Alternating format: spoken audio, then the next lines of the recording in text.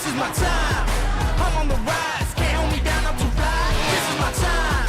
Ready to shine, brighter than all of the lights. Cause when it's game time, seconds away and the game's on the line. There ain't no doubt in my mind. Beating the buzzer like, this is my time. This is my moment. You better bet that I'm on it.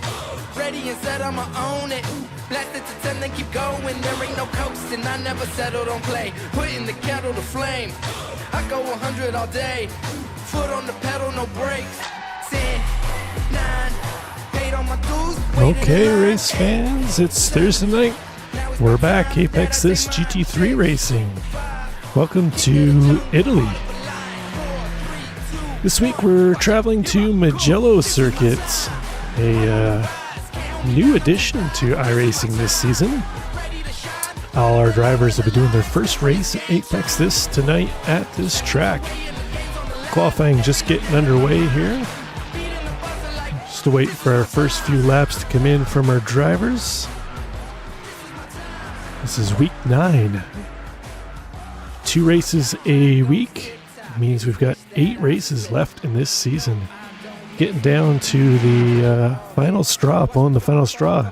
See who's going to wind up on top of this season in GT3. So far it's been the Kurt Moss season. It's been up top of the standings. We'll take a look at the standings here very shortly. But first, let's take a look at our track conditions out here tonight. As I mentioned, we're in the Mugello circuit, a brand new circuit here to iRacing. We got 85 degree air temps out there, should make for a relatively pleasant day as far as racing goes. A little bit of wind, shouldn't really affect them all too much, and clear skies as far as we can see. Beautiful day for some racing. So our first few laps coming in. Right now we got DJ Alessandrini up top of the standings. DJ with a 147.8. Currently Tom O'Gorman in second with a 148.2, 3/10 back. Chad Stoskowski holding down third spot, followed by Adrian Adams and Craig Ream round out the top 5. 4.5 minutes to go in qualifying. As you can see, about a minute 47, minute 48 here, lap times. See if our drivers can improve here as they go through. We're still waiting for times from a large portion of our field. We got 15 drivers showing times so far. It looks like we got about 32, 33 cars in the field though. So we'll see how it shapes out as the rest of our classes start to come around and put some times on the board. We got a second or two here. Let's take a look at our championship standings and see how they shape out coming into this one. So as I mentioned, we see Kurt Moss up top of the championship standings. He's got 21.53. Chad Sosnowski holding down second spot. A little closer gap between Chad and Brian Zinn currently in third. Corey Mitchell just outside of the top 3 spots. Looking to move up this week if he has a couple good races, and 3 ahead of him falter. Troy Banks holding down 5th spot. Jonathan Cooper currently in 6th. Justin Hall in 7th. Dan Elkin moving up into 8th spot. Kent Kruger just inside the top 10, currently holding down 9th. And Russell Abraham holding down the final spot in the top 10. We got Roman Bykoff in 11th, Tony Phillips in 12th spot, Brian Lemke in 13th, Kelly Greenhoe in 14th. I don't see Kelly this week here, so Kelly will be dropping down the championship standings there. Unfortunately, Michael Harney in 15th spot, Craig Ream 16th, Mitch Buenaventura in 17th, 18th held down by Joseph Marr, and then in 19th, Brian Ewald, and rounding out the top 20 is Thomas Wright. So those are our drivers looking to make moves here tonight. Capitalize on some good track running. Possibly some other drivers faltering out there. We'll see how it plays out. But new tracks always bring a new wrath of ways to lose points, that's for sure. I don't know how many drivers have raced on this track yet this season. So we'll see who's put in the time to learn the track and who's still Got some learning to do out there with 2 minutes to go. DJ Alessandrini still up top. Kurt Moss now moves up into third spot. Our championship leader is going to bump Chad Slasnowski down into fourth and Adrian Adams down into fifth. So Kurt, looks like he's put in the time this week here to learn Mugello circuit. So we ride along with Troy Banks, currently in 15th spot. Troy will be looking to improve on that. Troy started off the season strong, had a couple of rough weeks in the middle. He'll be looking to bounce back here. New drivers, Spencer Baudouin. Spencer currently holding down 21st spot in the Merc. We don't have many Mercedes out there this season. Actually, it looks like Spencer, possibly Ty Johnson. I don't see him on track though. Could be our only two Mercedes drivers here tonight. The Lambo and the Ferrari are going to be tough here tonight. They seem to have the quickest times around here this season, so we'll be looking to see how our drivers in the Ferraris move up through the field. Porsche is a little low on the top end here, so our drivers driving the Porsches are going to have to try and maximize their speed as much as they can. 50 seconds to go. Top five still remain the same. Brian Zinn just outside of the top five, looking in sixth. See if Zinn's got anything left on his last lap here with 40 seconds left to go. Mitch Bonaventura, he's going to pull it off and call it a qual. So we jump on here with Thomas Wright. Thomas currently hasn't yet set a time. He's run out of time to do it. 25 seconds to go. He's going to pull in the pits. We're not going to see a time from Thomas out there. Looks like Coop going to pull it into the pits too as well. Currently sitting in an 11th spot. Tom O'Gorman still out here on track trying to improve on his time. Still 3/10 back of DJ Alessandrini holding down second spot. Looks like Tom's going to... Oh, no, he's going to finish it up. I thought he was going to pull in the pits too. He's not going to make the line, though, running out of time. Unfortunately for Tom, that's going to do it. Okay, well, we'll take a look at our grid here while our drivers put their race setups on. On pole, as mentioned, DJ Alessandrini. Out to his outside, we'll have Tom O'Gorman. In row 2, we're going to have Kurt Moss and Chad Sosnowski. Behind them, we'll have Adrian Adams and Brian Zinn in row 3. Row 4, we see the return of Craig Ream. We didn't see Craig last week. He'll have his fellow admin, Corey Mitchell, to his outside. Right out the top 10, we got Brian Lemke and Jay Warren.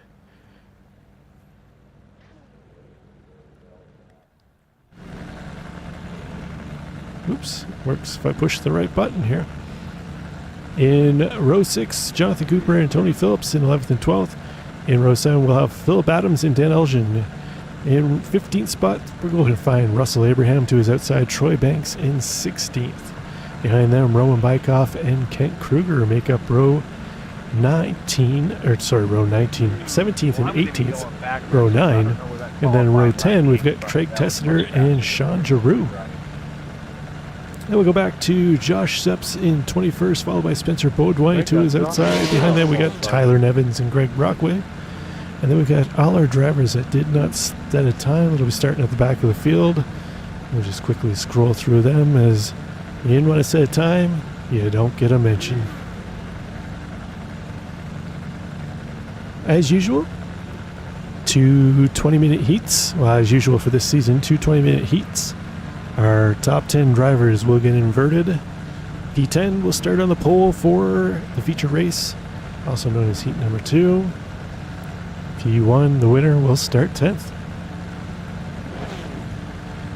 So we got our first 2 rows lined up here. So we're still waiting for Craig Ream and Paul Darling to hit the grid, and then we'll have all our drivers after the grid. Even our guys that did not set a time have joined the grid. 32 GT3s out there tonight. As we see our grid starting to pull away following the Porsche iRacing pace car. We'll head into turn 1. Looks like we're doing a full pace lap here tonight at Mugello Circuit. It'd be nice if iRacing was paying attention. If iRacing, when you bring out a new track, why not put a short parade lap on there?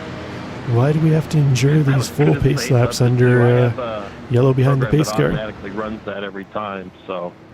But not everybody watches the chat. So I mentioned that the Porsches might be a little underpowered, but we got 5 of our top 6 cars are Porsches.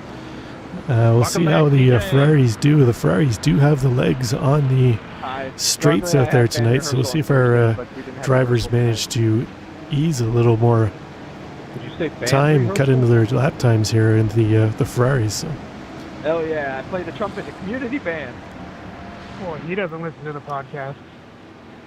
I could not feel any worse that you're so fast. So 20-minute 20-minute heats. We'll have a 10-minute break as usual. We're going to try something a little new this week.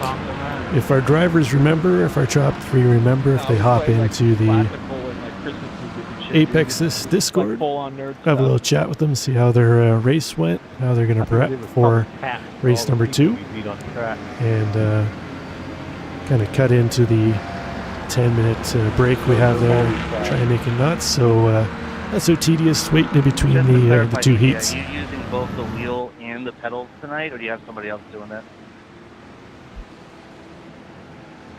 So I see our full field tripping over my tongue here tonight. Evidently not old nerds. Coming down around the hill. Oh, we got somebody rocking the Ford GT out there. Otto Mensing. The old Ford GT, one of the oldest cars on the service after the McLaren GT3, which nobody's driving here tonight. The oldest GT3 on the service, and then I believe the Ford GT is the second oldest. So we'll see how Donald does in that old dinosaur here tonight. It's always had good top speed, but it's not real nimble in the corners, so we'll see how Donald manages it there. Our lead row, DJ and Tom still following us, leading us around behind the pace car. I will definitely say I'm bringing up the caboose in this band. Everyone in that band is like, hey, it's like we're about halfway through the lap here now. I'm hanging on for dear life. And we'll be rocking and rolling here for week 9. That's how I am in this league. 2 races tonight. 3 more weeks left, 6 more chances after tonight for our drivers to get some points. Basically get smashed, so with double points every night, all it takes is for somebody to have a rough night and you to have a good one. You can gain quite a few points. So everybody's still in the chase for the championship. That's in the top 5, I would think, anyways. If they're out of the top 5, they're a little more difficult to get up in there, but there's still the opportunity there. Anything could happen, so we'll see how it goes.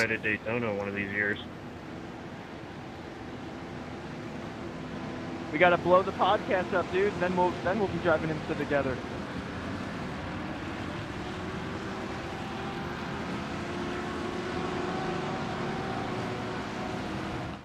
Okay, final corner. Here comes our field. So the pace car pulling into the pits. We're getting ready to go. It's finally kind of go. Let's start week 9 at Mugello for our APEX This GT3 season. Just waiting for that green flag to drop, and then we are underway. There it is. We're off. Oh, we see somebody wrecking in the back already. Oh, wreck. What is going on here, guys? Can we just restart? That is awful. I'm not sure what happened there. We got cars pulled every which way on track.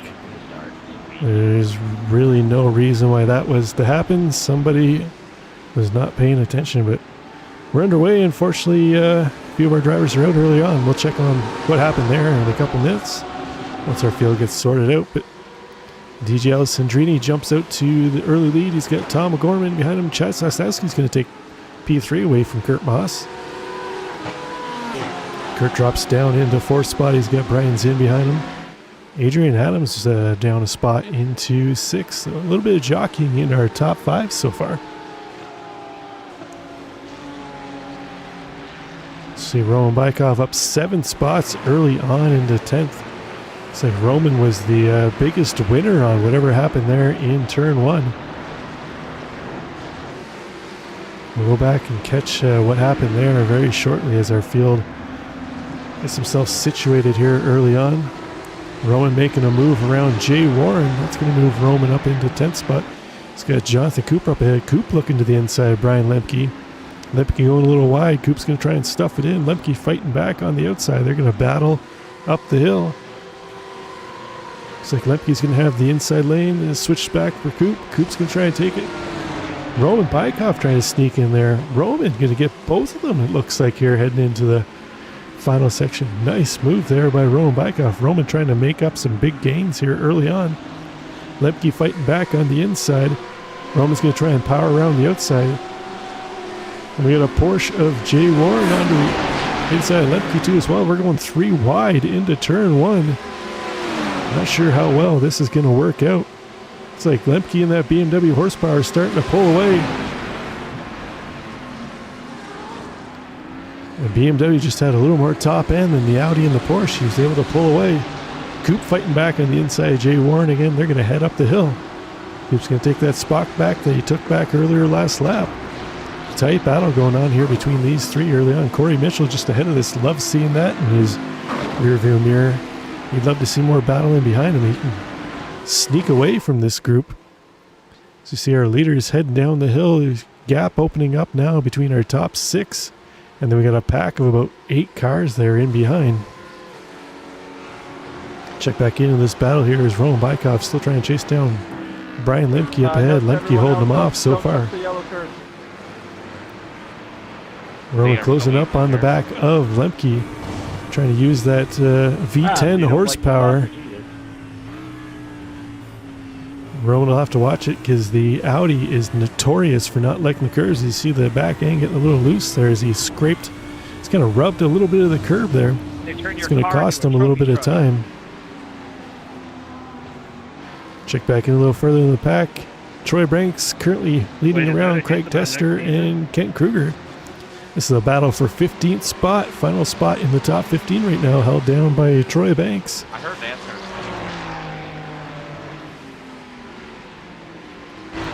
As we take a look backwards from Troy at Craig Tester, Craig thinks about diving it up down the inside of the final corner. Troy's going to hold him off for now. Craig will have to try and find another way around. See Kent Kruger here leading the way around for Andrew Rasmussen. Looks like Andrew Rasmussen lost the front bumper, possibly in that lap 1 kerfuffle of what happened. Oh, we've lost DJ here early on. Something happened to DJ, and we got Chad Sosnowski up in the 6th spot. I don't even see DJ on the timing and scoring now. We'll have to see if we can pick up what happened there, but interesting stuff. Normally a fairly solid drive out there for DJ, but unfortunately something happened here. So let's see if we can have a look at what happened early on here as we go back. We're on board with Sean Giroux at the start.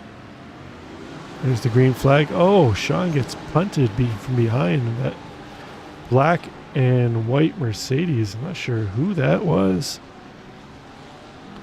See if we can Thank you. I appreciate that. try and catch again what happened there. That might have been Spencer Baudouin here in the Mercedes. Oh, yeah, it was newcomer Spencer Baudouin gets into the back of Sean Giroux, sends him for a ride early on. That's not what they like to see here on the starts. Let's jump on board with Ty Johnson. He was the outside of this line. So the cars came back across. He got spun around into traffic too as well. See Josh Shep's involved in this too as well. Josh is the car that got spun off to the side. It's unfortunate there for those guys. Back up front, Chad Sosnowski trying to hold off Kurt Moss right now. This is the battle for 2nd spot. Tom O'Gorman opened up a 2.2 second gap over these two. And they've pulled away from Brian's in behind. Brian about 2.2 seconds back of them too as well.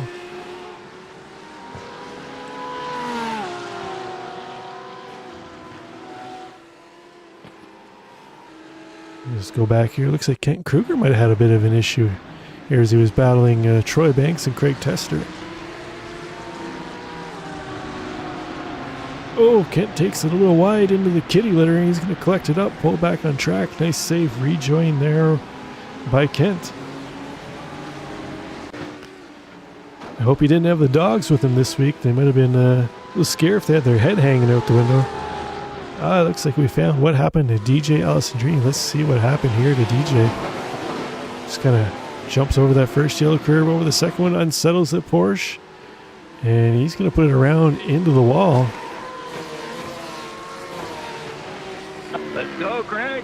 That was fun. See the kind of rejoin we're going to get here. He's backing it up. He's gone from a 3-point turn to a 5-point turn now. In front of that Porsche looking like a Beetle. Get the mic button. And off he goes. So we'll see if DJ's able to recover in race 2. Because right now it's going to be a rough one for him. Back in front, we still got this battle going on between Chad Sosnowski and Kurt Moss. Corners, I couldn't reach it while I was trying to drive. Kurt trying to find a way, fill in the mirrors of Chad as much as he I'm trying can. to get you to talk while you drive. See, 12 minutes to go here. They got still plenty of time to battle. We still got more than half this race to go. We got a battle raging back here between Brian Zinn and Adrian Adams for 4th spot. Tight battle, a couple Porsche battles here at the front of the field. Corey Mitchell has been caught by that pack of Brian Lemke, Rowan Bykoff, and Jonathan Cooper. See if these guys can start to put some pressure on the back of Corey Mitchell now. Corey, our top-seeded Audi, currently in 6th spot. Let's go back and look at that start and see who all owes me $20. Brian Lemke now closing on the back of Corey Mitchell. Lemke trying to use that BMW horsepower that's strong around this track here this week with a couple of long straightaways. So we start to head back downhill in through the S's, a right-hander and then a sharp left-hander here. These red, white, and green curbs are deadly. I did a race here on Tuesday night in a GT3 league running in the fixed setups. So these guys are running open setups tonight, so they can alter them and change them however they want. But in our fixed setups, the cars were dicey as it was heading on the red, white, and green curbs with pretty much max downforce. These guys are running a little less downforce for a little more top speed, so they're going to have to be even more mindful of those curbs. When you get up on them, you hit the brakes a little too overzealous, and that back end can easily swing back around on you. These are the new curbs that iRacing has implemented for this season. They call them the 3D curbs. They're actually raised in grooves, so just like they are in real life, essentially you picture a rumble strip on the side of the highway that they have down there to wake you up as if you're falling asleep on the highway. Same type of thing, same type of texture on them. They a little bigger humps though, so they'll unsettle your car quite a bit if you get on them the wrong way. But looks like Corey's managed to pull away a little bit from Lemke. Lemke falling back into the clutches of Roman Bykoff now. This is the battle for 8th spot. Currently in our P10 Lucky Dog spot, we got Jay Warren, new driver. These last couple of weeks, Jay currently holding down 10th spot, which would give him pole position for Heat 2. It's got Jonathan Cooper right ahead. Looks like he's trying to put some pressure on Coop up ahead in that red Ferrari. Oh, Jay's going to go a little wide. Looks like Lemke went a little wide up ahead too as well. Easy to do in this section. Back end just lost traction and just would not be safe. These switchbacks, you touch those yellow curbs. Certain curbs you can jump, certain ones you can't. It'll just unsettle the car and, as you saw, send you off into the kitty litter. So Yeah. we'll pick back up with Jay a little bit later to see if he manages to put some pressure on Coop. Coop holds him off. Just outside the top 10, we got Russell Abraham trying to chase down Tony Phillips up ahead. These two would love to catch up to that battle between Jay Warren and Jonathan Cooper. Try and take away that P10 Lucky Dog spot for race number 2.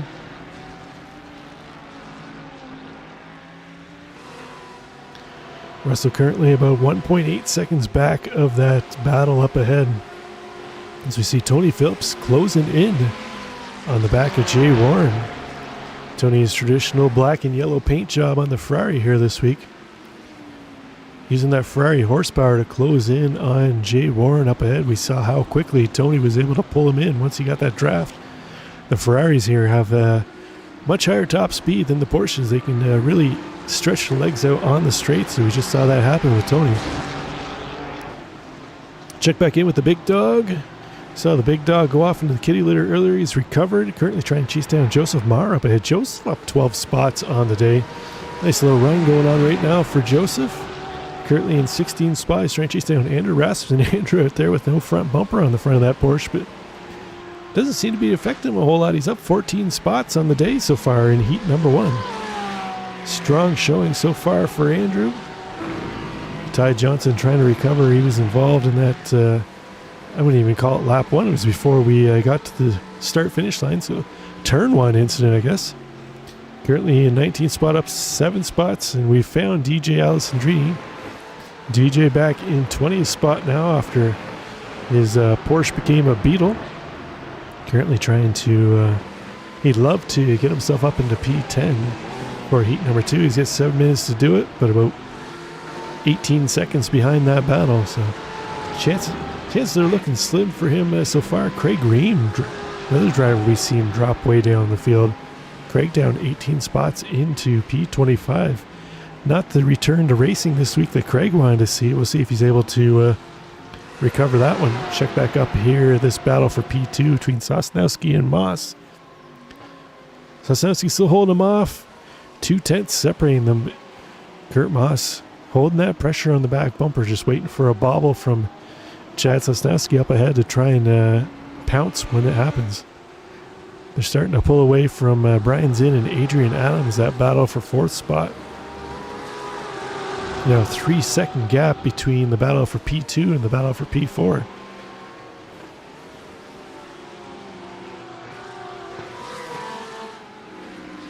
Check back in our battle here for P10. Jonathan Cooper in P9. Jay Warren behind him. Tony Phillips. He's caught up to the back of Jay. We'll see if Tony's able to put a little pressure on him. I'm sure he would love to get that P10 spot away from Jay in that Porsche up ahead.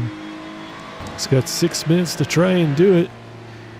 All the while, he's got to try and hold Russell Abraham off behind him. Russell's caught up to the back of that battle too as well. So we'll see if Russell's able to put a push here in the last 5 minutes, try and snatch that P10 away at the end.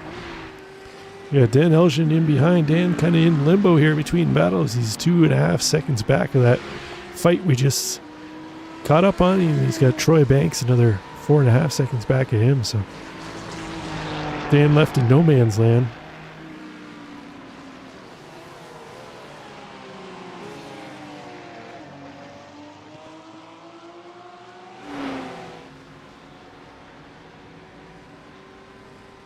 Looks like we had an issue here. Troy Banks and Phillip Adams. A couple Ferraris heading down the front straight into turn 1. So Phillip takes the inside. Oh! And they touch. Phillip gets sent off to the outside. I'm not sure what happened there. Let's see if we can go to the chopper cam, get a little better view of what happened. Troy on the left-hand side. He's going out wide. Phillip onto the inside. Looks like Troy just almost didn't know he was there. Got to see what the stewards say about that one. Didn't look malicious. Just looked like a little bit of unaware there was a car inside of him. See what happened to Craig Ream. We mentioned Craig down 20-some spots on the day. Craig is following DJ. As they're trying to recover through this one, Craig's going to... he's going to lose the back end of that Porsche. Can slide around. That, I believe, would have been the second incident for Craig. We'll have to see if we can find out how he wound up at the back to start with.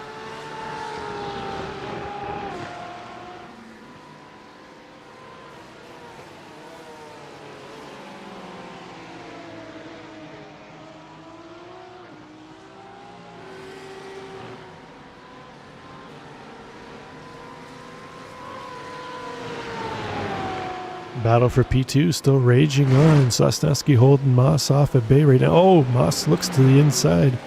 Thinks about making a move. Chad covers him off. Holds him at bay for now. Looks like Moss trying to get a stronger run through the outside of the last corner. They're serpentining down the front straight. Kurt Moss is going to be in the draft, though, as they head down towards turn number 1. We'll see if he gets enough draft to make the move. He's trying to go for the inside. He's not going to be able to do it. Sosnowski can hold him off, although he drifts a little wide. 3 minutes to go. This battle for P2 carries on. It's like Adrian Adams has gotten around Brian Zinn. Now Brian Zinn dropped down to P5. Adrian Adams taking over P5. Corey Mitchell not too far behind now. It's over 2 seconds back to Corey in P6. He's bringing along Roman Bykoff and Brian Lemke behind him.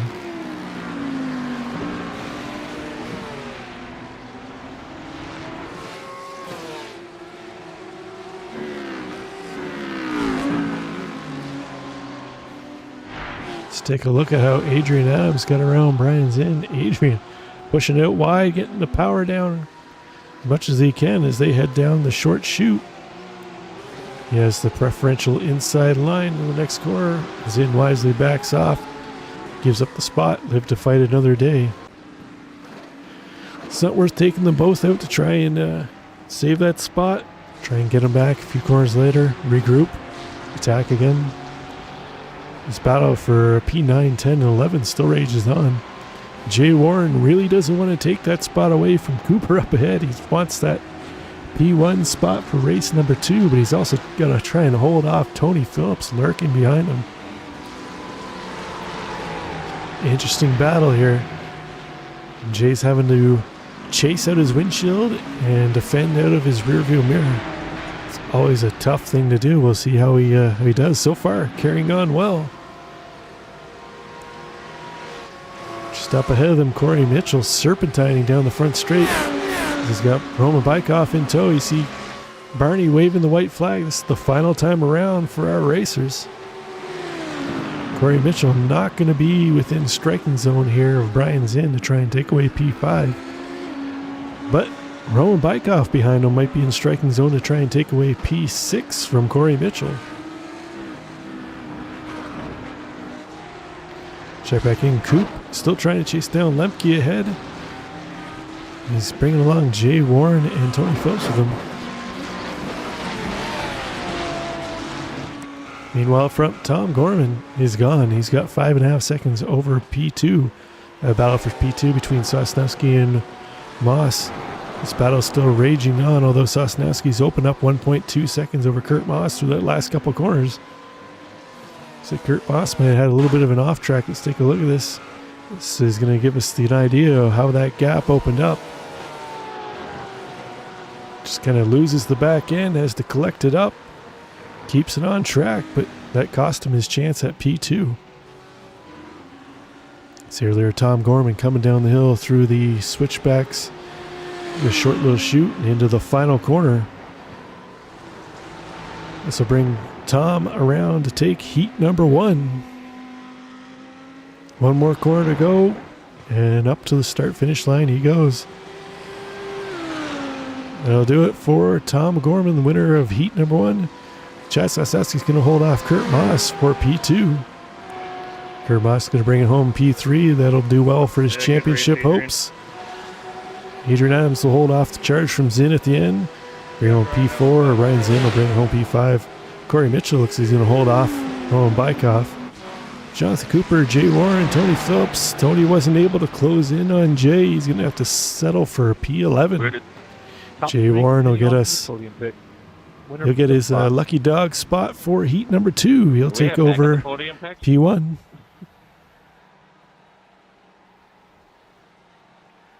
We're stoned. Okay, we're just waiting for a few more drivers to cross the line here.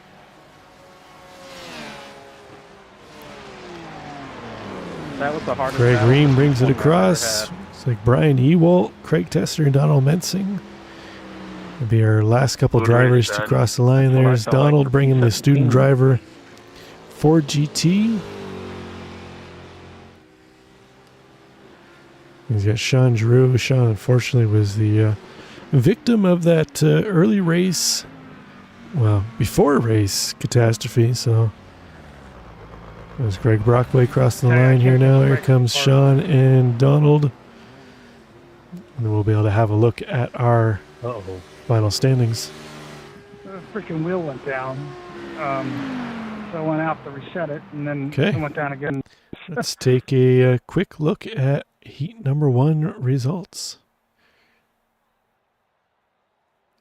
As we saw, Tom Gorman brings it home P1, Chas Osowski in P2, Kurt Moss brings it home P3, Adrian Adams in 4th, Brian Zinn in 5th, Corey Mitchell in 6th, Ron Bykoff in 7th, Brian Lemke in 8th, Jonathan Cooper in 9th, Jay Warren in 10th, Tony Phillips in 11th, Russell Abrahams in 12th, Dan Elgin in 13th, Troy Banks brings it home 14th, Andrew Rasmussen rounds out the top 15, Joseph Maurer in 16th, Kent Kruger in 17th, Tyler Nevin brings it home 18th, Ty Johnson in 19th, DJ recovers to 20th, and 21st we got Mitch Bonaventura, followed by Philip Adams and Craig Ream, Thomas Wright in 24th, Spencer Beaudoin in 25th, Brian Ewalt 26th, Craig Tesser, Donald Mensing, Sean Giroux are the last of our lead lap drivers. So we will have 10 minutes of heat racing here now,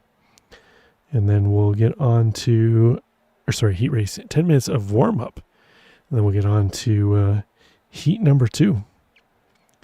So we'll see if any of our drivers pop into the announcing booth here at APEX This, and if so, we'll get their reactions to how the race went. Fortunately, we can't review any of the incidents after Heat 1 triggers over into Heat 2. So DJ, you'll have to tell Tom we'll about see, the pictures. see how that pans out here. Look like any of our drivers are really heading on track to some laps. We got Tom O'Gorman out there. Tom trying to take advantage of I have some informed him. He will try to remember. extra laps around Mugello. New tracks, certainly not a poor choice to try and get in That as made many 60 laps bucks as you in that possibly crash. can. So we'll see how Tom fares in Heat 2. Being the winner, he'll have to start in 10th spot. And then we'll see if he's able to make his way back up through the field here from 10th spot. Not guilty. He started second that time.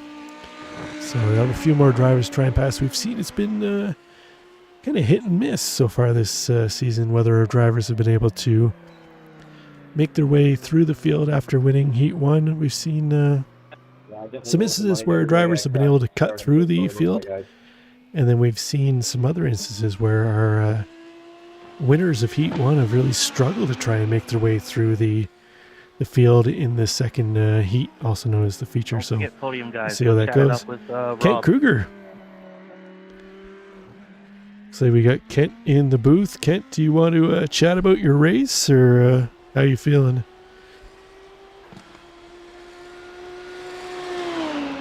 Oh, I don't hear him. Is Kent in there? Oh, Craig Ream. Hey, Hey, Craig, how are you? been better. Yeah, I was just looking back at some of your, I don't know, I could call them incidents again, but you weren't here last week, not the way you wanted to come back and start this one, no doubt. No, definitely not. I'm still dealing with a lot of equipment issues. Oh, I had to bail out of qualifying to go reset the wheel, and then during the race, the couldn't shift. oh, that's it's definitely not optimal. Is that what, I couldn't find anything that dropped you back to the back of the field. I saw a spin a little bit later once you were already back there, but was it the equipment issue that dropped you to the back? Yeah, I had to leave, had to exit out, come back in, and I couldn't make it in before the start, so I had started from the pit. Oh, okay, gotcha. Yeah. So you got everything sorted out here for heat number 2, or a little We'll see. unsettled? We'll see. Still dealing with headset issues, and I moved my whole racing rig down to another room. So trying to get everything set up again to where it was has been a challenge. No doubt. You sounds like you have the same Yep. kind of luck I do. And anytime I move something around, I always end up spending the next week or two chasing gremlins, trying to figure out what the problem is. So, Yeah. anyways, best of luck for you in heat number 2. Hopefully you've solved all those issues and can have a nice race and recover. So, All right. Excellent. See you on the bit. yeah, thanks for coming in. So that was Craig Green. We'll see how Craig deals with his equipment issues next race. Hopefully the gremlins are solved there on this one and Craig can recover. So not sure where he finished, outside of the top 20. So he'll have quite a bit of the field try and recoup, run through. Hopefully he can do it without incident, as we saw was a little dicey early on in heat number 1. So we'll see how heat number 2 shapes out here. So you got a couple drivers on track putting in some laps here. Getting ready for heat number 2. DJ, he must be testing out the curbs, I'm sure, after the first time around he had a little dance with the curbs early on. We saw him get shuttled off into the wall. So no doubt he'll be trying to figure out which ones he can hit and which ones he can avoid here next time. See Brian Ewell on track 2 as well. So looks like we're not going to get any of our other drivers in here to chat. So we'll pop back over to our regular channel. And then we'll take a quick little break here. And we'll be back in a few minutes.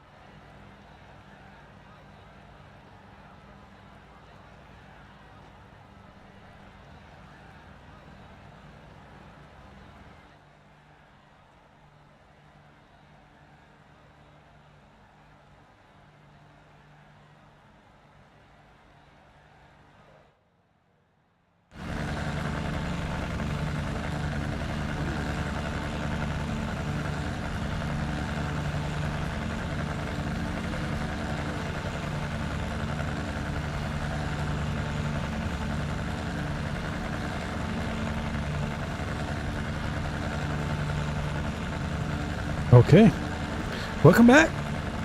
It's time for heat number 2, feature race. Our drivers are gridding up, ready to seek some revenge off their heat 1 race. We'll see who manages Ricky said I'm to supposed to be fighting for the podium, so I'm going to need all of recover, who may be falling victim, as we saw early on last heat. Who's going to come out champ for the evening? See our grid pulling away from the start-finish line. Again, we'll have a full pace lap. While they are doing that, why don't we take a look at our starting order? As we saw, Jay Warren gets the lucky P10. That's going to put him on pole for heat number 2, the feature race. He'll have Jonathan Cooper to his outside. They'll have Brian Lipke and Roman Bykoff behind them in row 2. In row 3, we've got Corey Mitchell in 5th and Brian Zinn in 6th. Adrian Adams is going to start in P7 in row 4, and Kurt Moss to his outside in P8. Behind them, we jumped one screen too far here. There we go. Behind them, we'll have Tom O'Gorman, our Heat 1 winner, followed by Chad Sostowski, and in P9. Chad in P9, Tom in P10. I forgot they altered them, switched them sides here. Tony Phillips in P11, Russell Abraham in P12. They'll round out row 6. In row 7, we got Dan Elgin and Troy Banks. Row 8, Andrew Asmussen and Joseph Marr. Behind Joseph and Andrew, we got Kent Kruger in 17th, Tyler Nevins in 18th, Ty Johnson in 19th. DJ rounds out the top 20. Mitch Bonaventura in 21. Philip Adams is going to start 22nd. Craig Green, we talked to during the intermission. He's going to try and recover from his equipment issues. He's going to start P23. Thomas Wright in 24th. Spencer Beaudoin in 25th. Brian Ewald in 26th. Craig Tester in 27th. Donald Mensing in the Ford student driver car is going to start us off in 28th. Sean Giroux, the unfortunate recipient of that Heat 1 start incident, is going to start in P29th. He'll definitely be looking to recover from that. Greg Brockway in 30th. Josh Sheps and Paul Darling round out the grid here for the feature race. No idea. Again, another 20-minute heat here. Top 10 from last race were inverted. That puts some added stress on our winners from Heat 1. Dang it. Tom O'Gorman is going to start in P10. He's going to have to try and work his way through the rest of the field that were in the top 10 from race 1. We'll see if he's up to the task here tonight. Tom looks like a fairly skilled driver. I'm sure he'll be able to make up a few positions, but can he make his way all the way back up to the start? Another storyline from race 1. We had a battle between Chad Sostowski and Kurt Moss for P2. They'll be starting 8th and 9th on the field here tonight for the feature race. We'll see if they renew their battle from Heat 1. Also, Brian Zinn and Adrian Adams had a strong battle for 4th spot for the majority of that race too as well. We'll see if they renew their battle here as well, or if the likes of Corey Mitchell, Russell Abraham, Jonathan Cooper, Dan Elgin, or Jay Warren have something to say about Heat 2. So we're about to get underway. We're just waiting for that green flag to drop. Jonathan Cooper and Jay Warren lead the field away. Super slow pace speed here at Magello. I believe it's 37 miles an hour, so you're really creeping along here waiting for that green flag. There it is. And we're underway. So far, so good at the back of the pack. I don't see anybody spinning out of control again here tonight. Much better start than in race 1, that is for sure. You see Jay Warren tucking tight to the inside. Cooper going to take advantage on the outside, though. He's going to take over P1 as they head up the hill for the first time. Oh, looks like we got some cars spinning at the back of the field here. Oh no, Craig Ream again? That's unfortunate for Craig. We were hoping for some good luck for him here tonight, but see, he might have been involved in that, or it might have been another yellow Porsche, but as our field gets a little sorted out here in a minute, we'll see if we can find out exactly what happened there. It's like Adrian Adams might have been an unfortunate bystander in that whole issue. He's down 4 spots right now, currently just outside of the top 10 as he's trying to chase around Russell Abraham. Russell up 2 spots early on in that black and blue Sky Lounge Media Motorsports car, Ferrari. Adrian looking to the inside of Russell. Russell trying to fight back on the outside. They're going to go door to door down the hill and around the curve. Russell's going to hold him off that Ferrari horsepower for now. He's going to set his sights on Chad Sosnowski up ahead. It's like Tony Phillips going to try and follow Russell in through around as he's trying to make a move on Adrian on the inside. Not sure if Adrian has some damage because he's bleeding off positions here quickly. DJ moves around him too as well. DJ Alessandrini up 8 spots so far. Oh no! Wow! Kurt Moss! Something happened to Kurt Moss, our championship leader, spinning out of control. Oh no! That is not going to bode well for his championship aspirations. For a bumper. Sure what happened there for Kurt, but we'll try and pick up the replay here shortly on that one. Yeah. So we still had carnage on lap 1. It just wasn't before turn 1. You see Corey Mitchell trying to pressure Sosnowski up ahead. That's a battle for 7th spot. Corey down 3 spots so far to start on. Not the start Corey would have wanted to hear tonight, that's for sure. He had a strong run in Heat 1, but Y'all kind of watched my first lap. right now, not looking so sharp. He's got Russell Abraham tucked in on his back bumper now. Russell trying to drag DJ Alessandrini around with him. See how this battle plays out as DJ making his way up towards the front very quick. Started P20th. He's up 10 spots right now into 10th. Meanwhile, up front, Jonathan Cooper, he's got 4/10 over Jay Warren in 2nd spot. Coop, Warren, and Bykoff starting to pull away from the rest of the pack right now.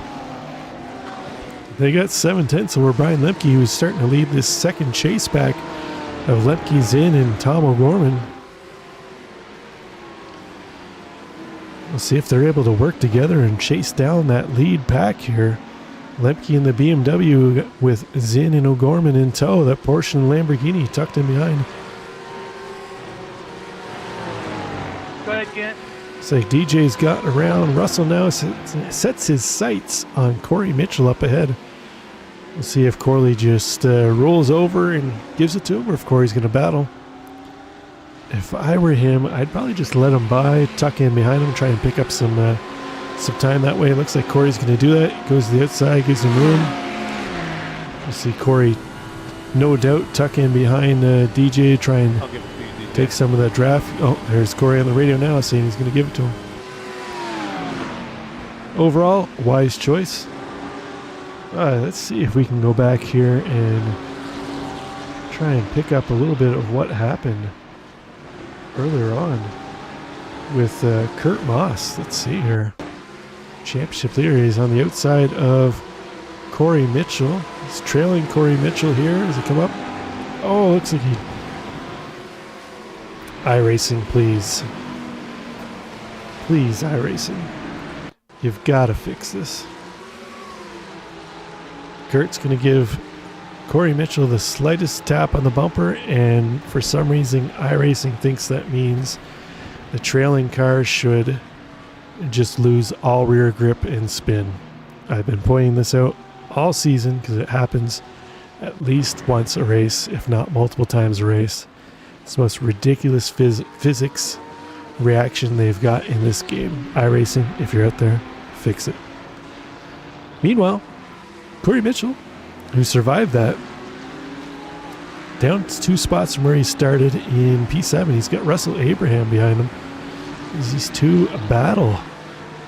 Russell's closed that door on Corey here. Corey trying to use the draft of DJ up ahead, but DJ's already pulled himself out of Corey's draft. So Corey's going to have to try and find another way to hold off Russell in that Ferrari. I mentioned earlier the Ferrari has the superior horsepower here tonight. It likes those long straights where it can stretch out his legs. By the way, Ferrari owns Mugello, believe it or not. This track owned by Ferrari, so it's not surprising that Ferrari is good here.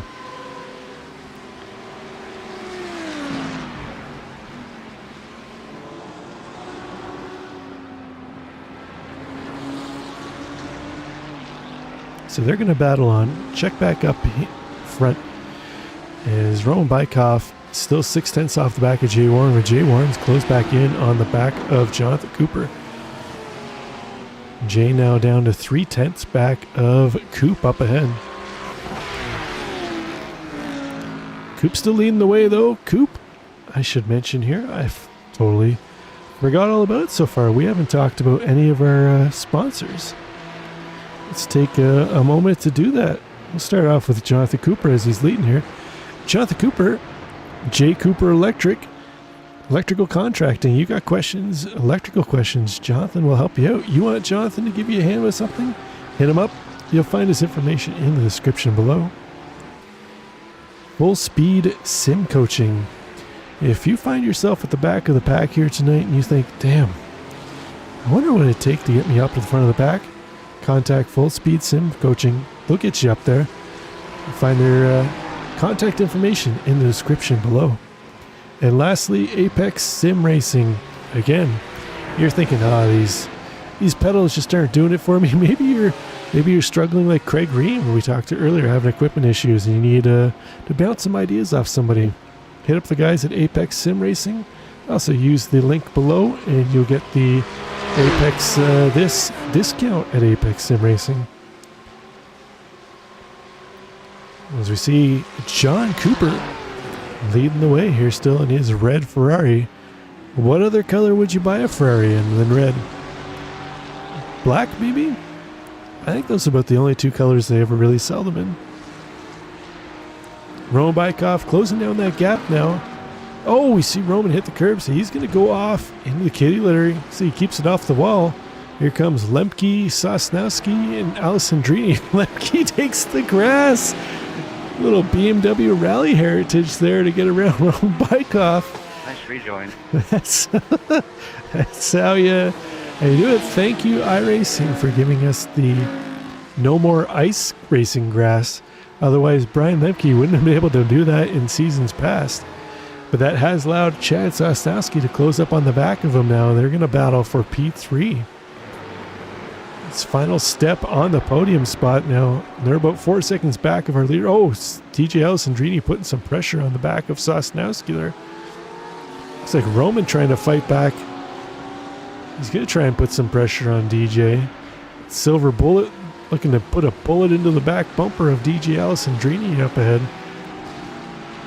DJ has Volkswagen Beetled his Porsche. It's back now to a Porsche instead of a punch buggy.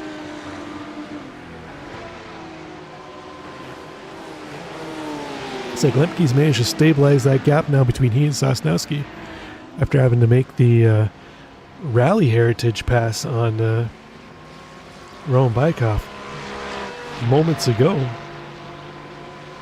Let's see if we can take another look here at that maneuver by Brian Lemke as they come across Roman Bykov up ahead to the chopper cam. Lemke has to take evasive maneuvers around the grass. A little BMW rally heritage there. He manages to hold on to it. Nicely done there. I could have went horribly wrong for him. Check up on the battle for the lead. Jay Warren still tucked in neatly behind Cooper. This gap stayed at about 3/10 since they managed to edge themselves out above the rest of the pack there. Not sure if Jay is biding some time here, just looking for the areas of the track where he might be a little quicker than Coop, might be able to capitalize on it. Or maybe Coop in that Ferrari, he's just got the legs and Jay just doesn't have anything to offer from him. We're just over halfway through this one. We'll see how this plays out here as we get to the later stages of this heat. Well, I know we're better than that. Come on. Roman Bykov gets around DJ and then throws it up under Chad Sosnowski.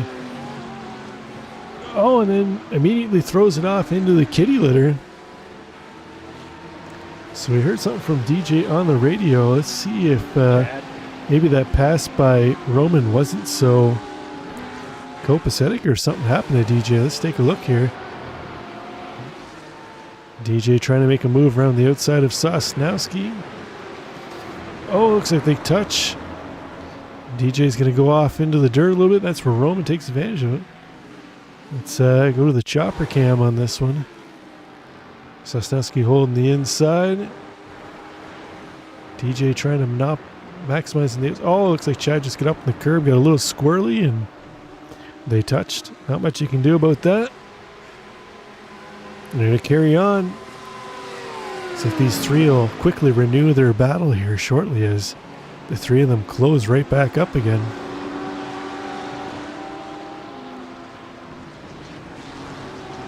So take a look back from Chad's rear bumper. You can see a Roman Bykoff, DJ Alessandrini lurking in behind.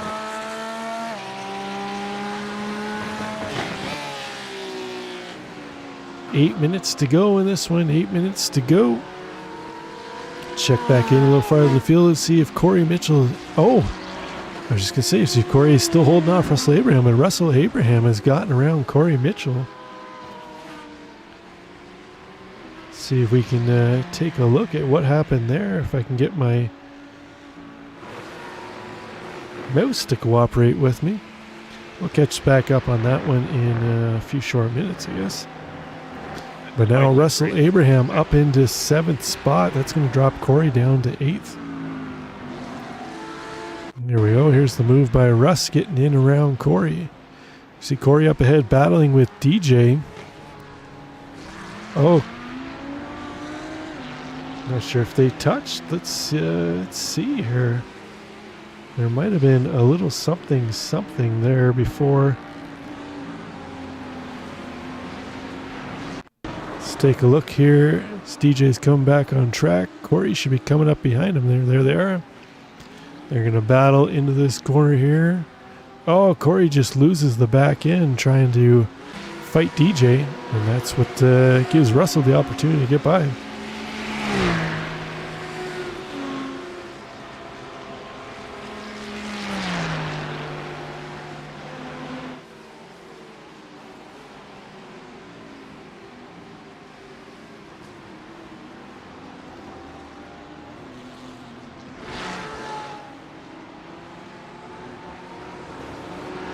So we had an earlier incident here between Tom O'Gorman and Brian Zinn. Let's see. This is where our pack of cars that were tucked in behind Lemke trying to chase down the leaders. As they come down the hill. Oh! What happened there?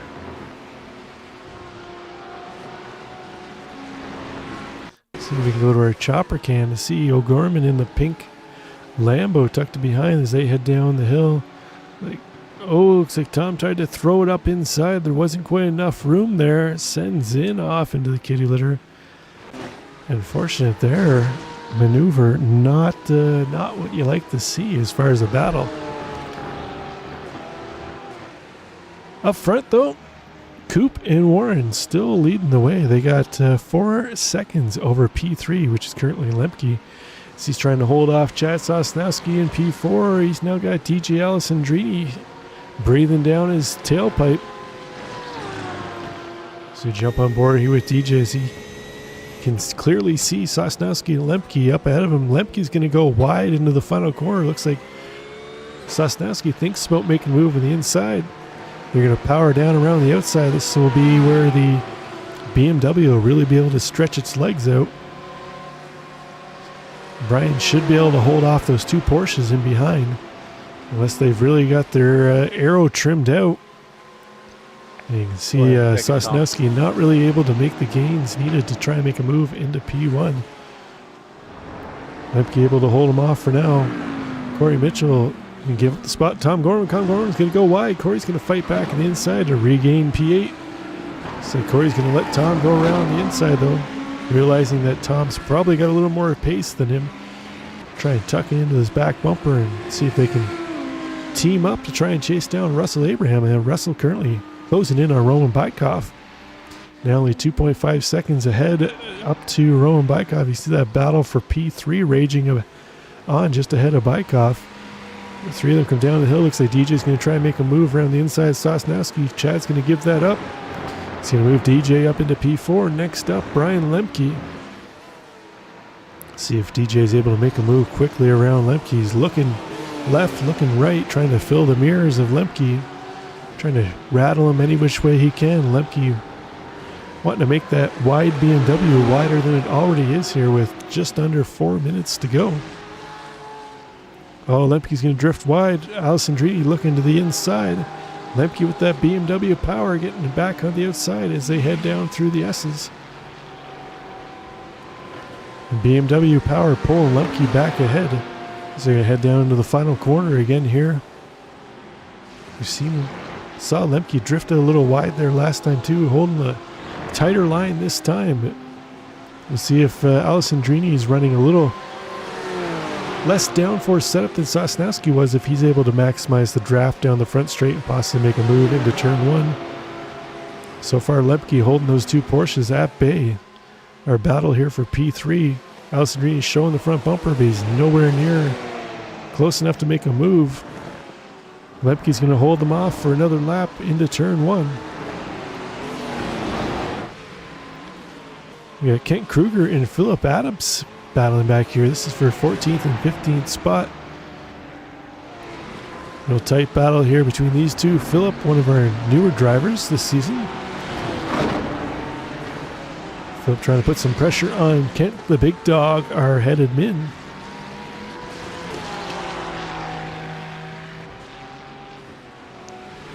Again, this is currently for 14th spot. They've got Craig Ream just up ahead of him in P13, 2.5 seconds just ahead of that battle, but there's a battle raging on ahead of them. Joseph Maher in the red Ferrari trying to hold off Troy Banks in that black Ferrari, and they got Ty Johnson in the Mercedes in behind them. That is a battle for P10. Final spot in the top 10 right now, coveted top 10 position. See Craig Ream eking ever so closer to this battle. He might be running out of time though to make a real charge up in that battle. As we've got 1:55 to go, our leader Jonathan Cooper now almost 1 second separating him and Jay Warren. You see Cooper heading down the hill. This should be the final lap. So we jump on board here with Coop. He's going to cross the line. We should see Barney waving the white flag. It is final lap here to go for our racers in Heat 2. We'll see if Coop can hold it wire to wire here and take the win. Craig Ream eking up on the back of that battle. Ty Johnson looked to make a move on Troy Banks heading down the front straight. That Mercedes has got the legs. See if he's able to do it. Oh, they're going to touch heading into the braking zone. They both gather it back up. Ty's going to try and hammer down the throttle around the outside. He'll have the inside line in the next corner. They touch again. Troy doesn't want to give it up. He's fighting back. Ty's finally going to take that spot. A little bit of Mercedes horsepower powers him out.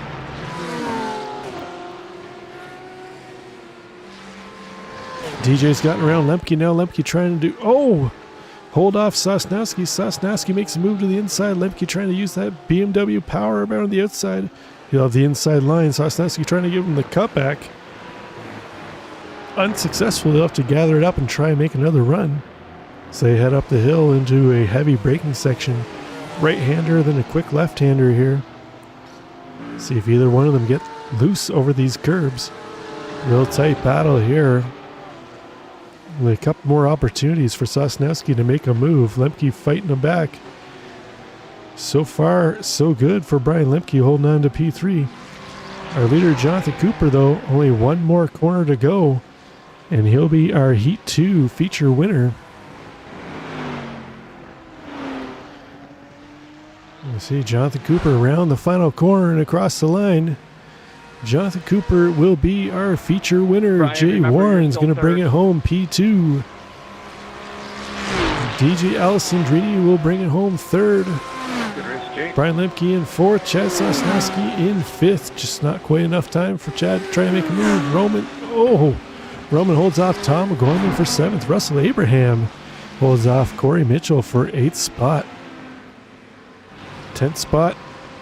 We got a battle here between Joseph Marr and Ty Johnson down to the front straight. Joseph's going to hold off Ty. Craig Ream in behind them. Kent Kruger holds off Philip Adams. Brian Ewell and Sean Giroux heading to the line here.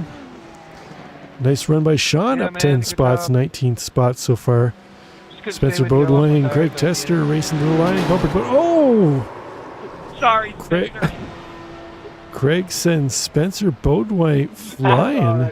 All right. Not sure what happened there. Brian's in, recovering with no front bumper there. Mitch Bonaventura coming across the line here now. Oh, has Mitch run out of fuel heading to the line? Oh no, just didn't quite make it. He's trying to shake it. Very last leader he can get out of it. Donald Mensing and Kurt Moss will be our final 2 drivers across the line. Kurt Moss had to use his quick repair after that fortunate spin we saw him have earlier. And into the final section here, we'll wait for Kurt to cross the line, then we can look at our official results. Not the way he would have wanted Heat 2 to go here for our championship leader, but he's going to bring it home either way. Get some points out of it. Better some than none, that's for sure. Okay. Let's take a look at our final results here. As we saw, Jonathan Cooper brings it home wire to wire. Nice run for Coop. Again, Jay Cooper Electric, one of our season sponsors. Jay Warren brings it home P2. Nice run by those two. Starting on the front row, they bring it home on the front row. DJ Alessandrini in 3rd. Brian Lemke in 4th. Chad Sosnowski rounds out the top 5. Rowan Bykoff in 6th. Tom O'Gorman in 7th. Russell Abraham brings it home in 8th. Corey Mitchell in 9th. Joseph Marr rounds out the top 10. Then we got Ty Johnson, Troy Banks, Craig Ream in 13th. Kent Kruger in 14th. Philip Adams in 15th. Andrew Rasmussen, Tony Phillips, Brian Ewell, Sean Giroux, and Dan Elgin ran out the top 20. Then we got Craig Tester in 21st. Brian Zinn falls down to 22nd. We'll take a look at what happened there a little bit. Thomas Wright in 23rd. Adrian Adams in 24th. Josh Sepps in 25th. Greg Brockway in 26th. Spencer Baudouin in 27th. Al Mensing in 28th. Mitch Bonaventura in 29th. And Kurt Moss in 30th. Tyler Nevins and Paul Darling did not see the green flag. Okay. We will queue up Chaos Theory here. And then we'll try and see and figure out what happened to some of our drivers in this one. Is we were able to stave off the first lap incidents or first corner incidents, but unfortunately we had some other Troy incidents and Joseph, on that was some awesome racing, guys. That was a lot of fun. Thank you. the rest of race or lap 1. So yeah, that was fun. here we go. Looks like first up was Craig Ream. Let's see what happened to Craig early on here in lap 1. So Craig was that yellow Porsche I saw getting bounced around. Oh, not quite sure what happened there. Let's see if we can get a chopper cam here. Craig in the yellow Porsche, Mitch Bonaventura in the white and gray Porsche up ahead. I'm not sure what happened there. It just kind of looks like everybody's just weaving around. I saw Mitch went a little bit on the curb here. He had to collect himself a little bit on the grassy curb, that white and gray Porsche. So Craig tries to avoid him, and they all kind of get together. What happened there, Craig? We're just reviewing your lap 1 incident. I'm not really sure what happened to cause that. I was just looking at it myself. I got a little bump on the left side there, and it pushed me over into Mitch. At least that's what my replay shows. Just tough. 3 wide in the start there. Yeah, not not the recovery to Heat 1 that you wanted. That's for sure. Yeah, well, it's always tight racing. It's a good group, always really tight with these guys. They make you earn every pass, that's for certain. Yeah, for sure. And it only takes a bit of a nudge, especially when you're running that tight, and that can be it. Yeah, it's unfortunate. You were able to recover back to 13th spot though, so all in all, not that bad from your 23rd starting position. Not much more you could ask from that. Being involved in a lap 1 incident, so yeah, absolutely. Pretty decent recovery. Happy with it. Wish I could string together a couple good races here. I keep hitting bad luck, but that's the way it goes sometimes. how you feeling about the final 3 weeks of the season? Any tracks you're looking forward to, or? What we have coming up? I kind of forget what the next 3 are. We I know we had a really I good can tell you in 1 second. Next week is Aragon. Never raced that. Oh, another new track. We had 2 new tracks back to back. Then we go to Montreal after that and finish up with Silverstone. Oh yeah, Montreal and Silverstone are great.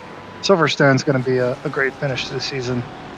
Yeah, the guys always put together a good season. I can't follow the IMSA race, so that makes it pretty easy for setups. Yeah, But, I think we raced Aragon last season. It's a good track. It's a MotoGP track for the most part, so it's fairly wide, sweeping corners, which surprisingly isn't too bad in the GT3. So you'll probably like it. It's kind of similar to Mugello here, but without the killer curbs. absolutely, I like this track. I never raced this one before this week, and although I didn't really show very well this week, it's been a good time. It's a good race.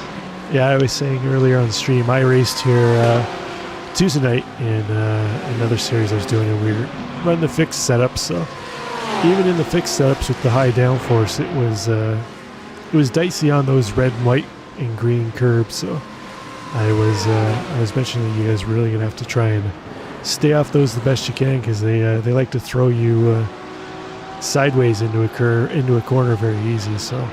But for the most part, yeah. it looked like everybody was able to manage it. So. Oh, absolutely. The Italian sausage is pretty spicy here, so you got to keep away from it. Yeah.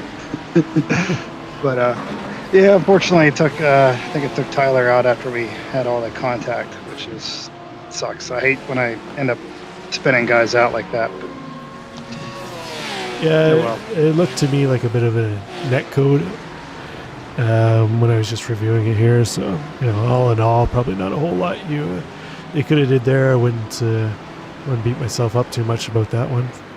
There's always next week. Yep, yes, there is. Thanks, Rob. Thanks for coming in tonight. No problem. Thanks, Craig. We'll see you next time. Next week. Okay, let's take a look at what we got next here. We got Andrew Rasmussen involved. So it's going to be in that turn. Same lap 1 incident. He was on the outside. Andrew's in the white Porsche. Oh, he just got collected up at the end. Not really much you could do there. Car looks pretty good though. Just spun off into the grass. He'll be able to gather it back up. Tyler Nevins, I think we just heard Craig mention Tyler was involved in this too as well. Tyler in that bronze colored Porsche. Oh, just got a little bit of swing there as he kept it off the wall. Oh, he unfortunately loses the back wing of that one. That's unfortunate for him. Wouldn't have been too bad of an incident for Tyler after that, but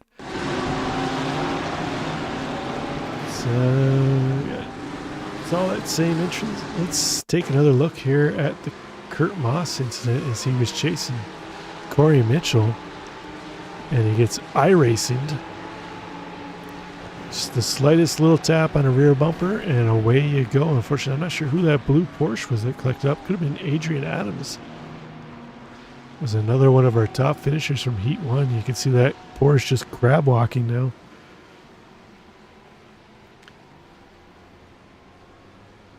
And it does not want to go straight. Adrian Adams, I believe, was the Porsche we saw coming up behind. Let's see what he saw. See Kurt Moss spinning off up there. Oh, Not much Adrian could do there to avoid it. Right back into his path. Let's see if we can get a cockpit view of what Adrian saw as he's coming up ahead. Just see Kurt heading off into the grass there now with it. Oh, man. Unfortunate there for Adrian. Oh, that's just another replay of Kurt. Let's see here. What's up next? Looks like Craig Tessner had a little bit of an off-track excursion. Let's see what happened to Craig in the BMW. Gonna drift a little wide into the kitty litter. Gets it gathered up. That's done. Managed to keep the back end behind them. Tony Phillips, see what happened to Tony. You see DJ and Russell Abraham battling up ahead. Tony in the black and yellow Ferrari. Oh, he gets a little help from Troy Banks. Sends him sliding through the grass. Able to keep it off the wall. A nice save there by Tony.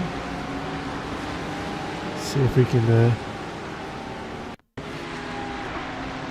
little cockpit view here from Troy Banks. See what he saw up ahead. Just gives him the little boop and off he goes. Tony almost got some payback sliding back on the track in front of him, but it's unfortunate for Tony Phillips there. Let's see what we got next here in the old KS theory. Oh, we got the Brian Zinn incident. Let's cue up this one here. See right Zinn on time, Rob. Hey Zinn, welcome in. Just having a look at your incident here as we see it's like Tom O'Gorman got a little overzealous with a maneuver here. He did. He took that vortex of danger and ran with it. Oh, hold on here. Let's try and find Tom's cockpit. There we go. Let's take a look and see what he was looking at. A little bit of daylight, not enough daylight for a Lamborghini, unfortunately. The even more unfortunate part was looks like he kept it off the wall, but you, not so much. Nope, definitely not. The tire wall munched my front bumper, which I didn't realize till after the race it was gone. Yeah, I saw you cross the line with no front bumper on there, so I assumed you would have taken the fast repair, but not much you can do with that.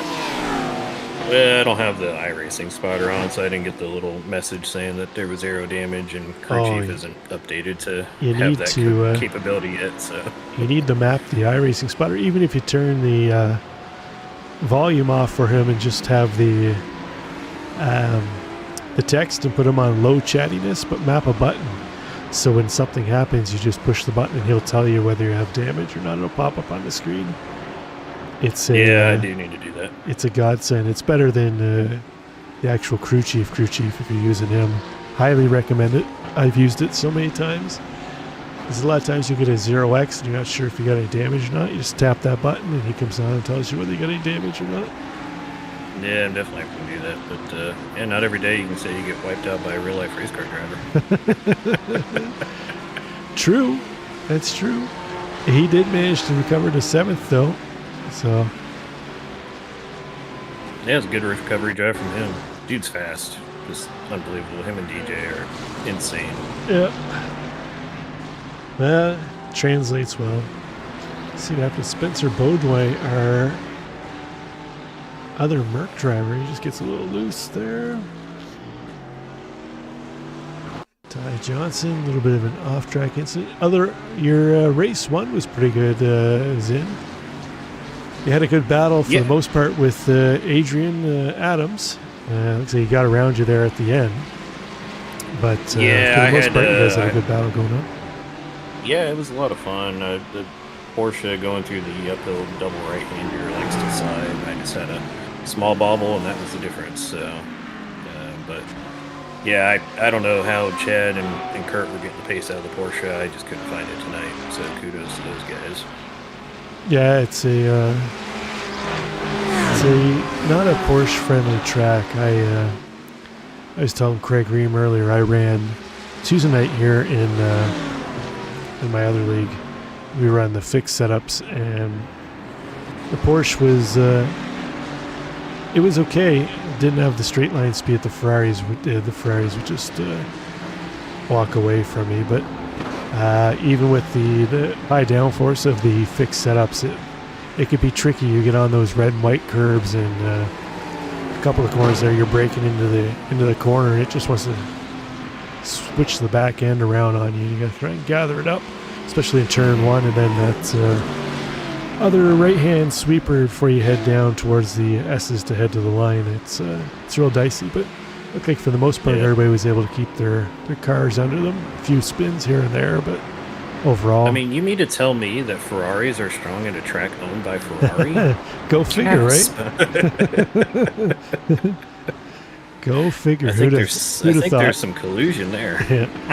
iRacing gave them the extra 15 horsepower for every race at Mugello. It's probably part of the contract with Mugello and iRacing. Yeah, sneak it in the code somehow. Yeah, a little extra 5 horsepower boost, a little 1% grip increase. Yeah. Yep. Yeah, Mugello is a fun track. I'm glad we've got it on the servers now. Yeah, it's a good track. Nowhere really to pass. It's tough to pass, but it's a good slow car track.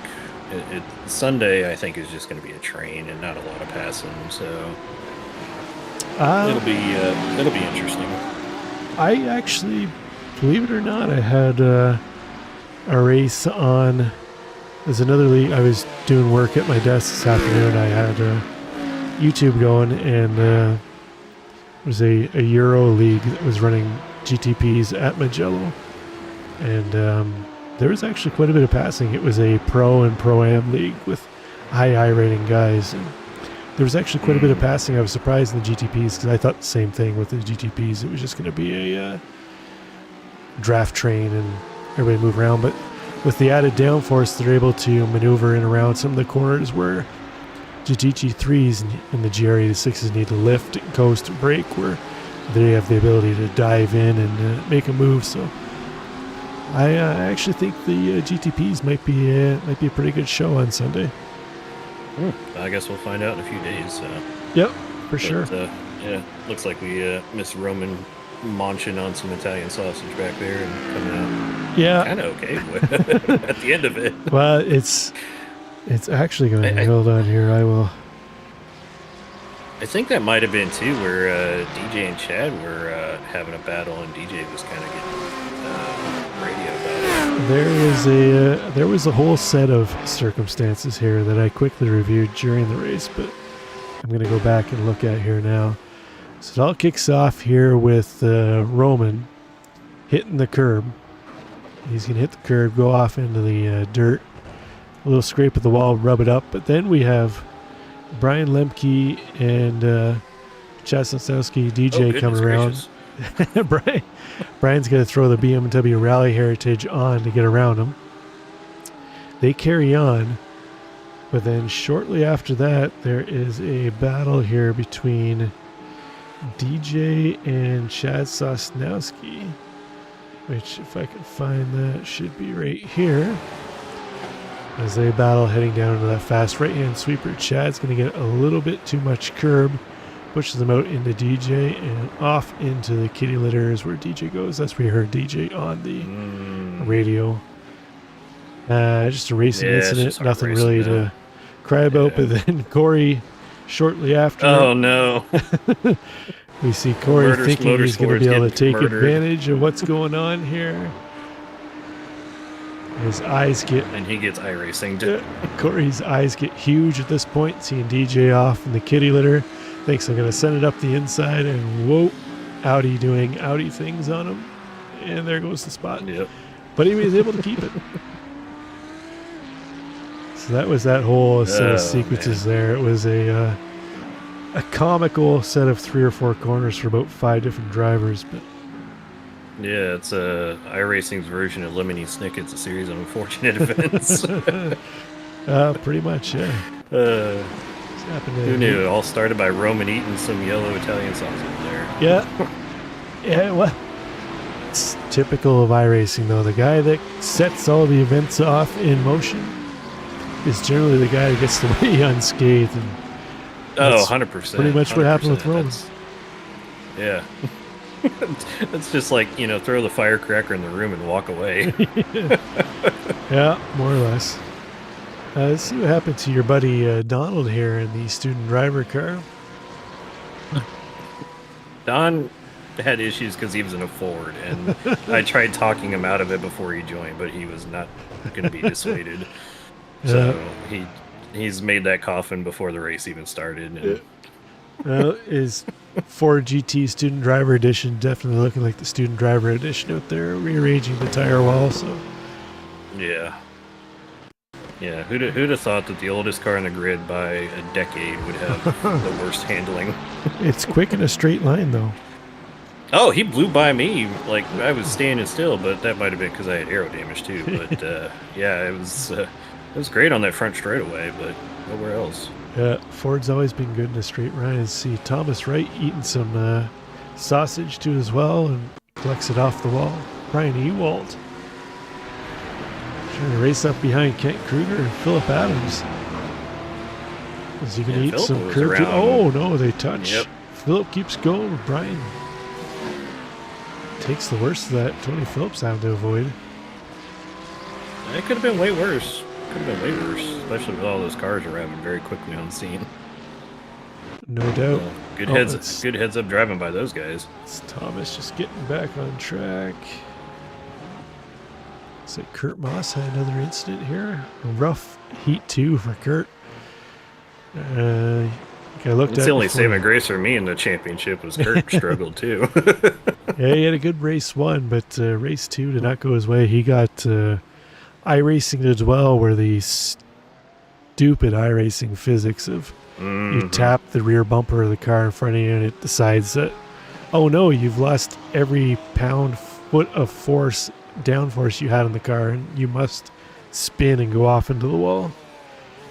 Yeah, I equate it to the magnet effect when you try and force the same poles together and they just push away. I hope they fix that for next season.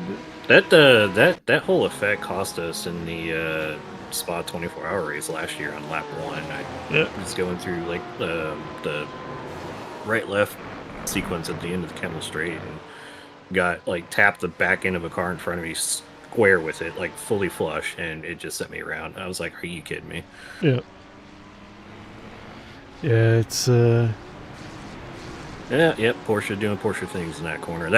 Those two corners in the Porsche, especially late in the run when on low fuel, are really sketchy around here. should have run the fixed setup. Yeah, should have ran the high downforce. Actually, what lap times were you guys running here? Let's see. I was 49s, high 49s, I think. Okay, yeah. Maybe you should have ran the high downforce setups. We were running high 48s, low 49s with the high downforce setup the other night. I think this is you're going to lose a little bit on the straights here, but I think it's so much more advantage having the higher wing here just for those corners. There's such high speed corners and you're getting on the power here where giving up a tenth or two on the straight might be an advantage, but we'll see how it plays out. It's a for high GTPs. speed momentum track. Yeah.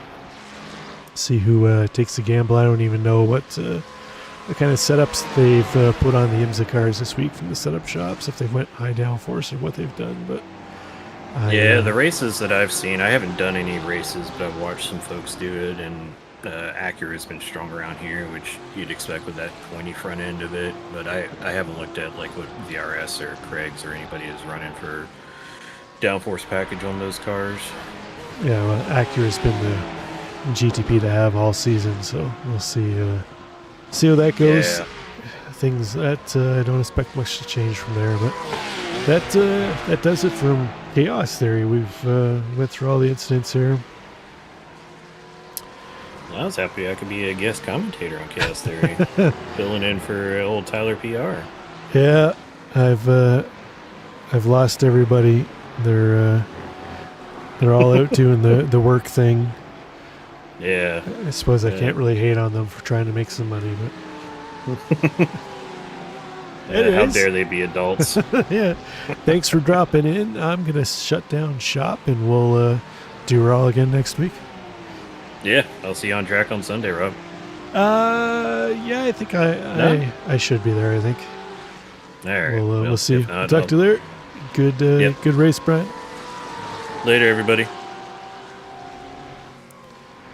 Okay, that is going to do it for us here at Mugello, home of Ferrari. Hence, our winner, Jonathan Cooper, in the Ferrari. We'll catch you next week. Where'd we say with Craig Ream, Aragon? We'll be at Aragon next week at the MotoGP layout, I believe, which is without the final chicane, which is definitely the preferred layout to have. It's the one that we want to have, not the one that we have with the final chicane, which just kind of ruins the whole flow. So should be a good race next week. We'll see how our drivers fare. That is, I'm going to let you know now, that's a Porsche track. If you're in a Porsche next week, you're going to have the upper hand over the other cars. Porsche's nimble around there. Those corners, it eats them up. So see how they go. But again, bye for now.